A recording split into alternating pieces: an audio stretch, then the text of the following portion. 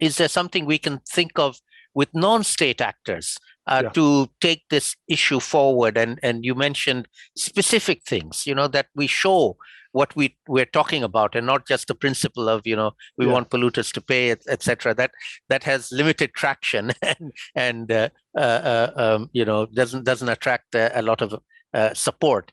But practical things, and how can we take that forward? I know you participated in the dialogue that the Scottish government organised a month or so ago as well.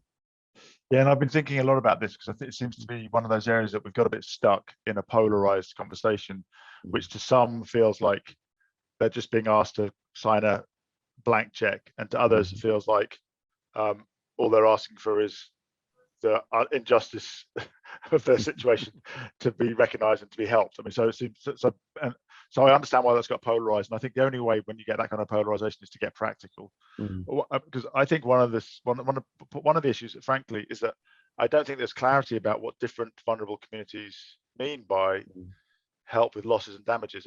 So, for example, I think the Caribbean islands have a very particular issue that they are small economies, and when they get hit, they get losses which are of the same order of magnitude as the country's GDP, which just means they've got a massive indebtedness trap, and they don't get relief from that.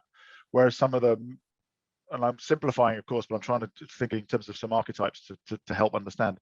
Whereas there's quite a few Pacific countries where the issue's really much more the slow onset, that they're losing their home.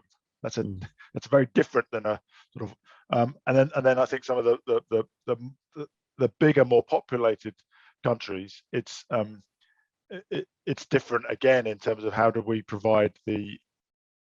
remove some of the volatility which makes investing in development really, really hard. So that's first thought, is that we need to be specific about there's some different types of losses that need to be catered for in different ways. I think also we need to be honest that actually the world's very sophisticated at dealing with risks and losses in many cases. Like in some cases we have very good risk sharing and risk pooling mechanisms across countries and across communities that have evolved over the years. When we had the fire of London and everyone, then you start to get the emergence of insurance, and so and sometimes that's entirely private, sometimes that's socialized. Like in the UK, all of our healthcare is free at the point of use because it's 100% socialized.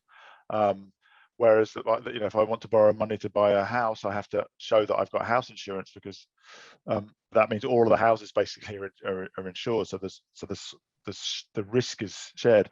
So I think we also need to look at I think there are also areas where we're terrible. Like I was just speaking to some people from the World Food Programme. We don't have a kind of immediate responsibility to mobilize finance for.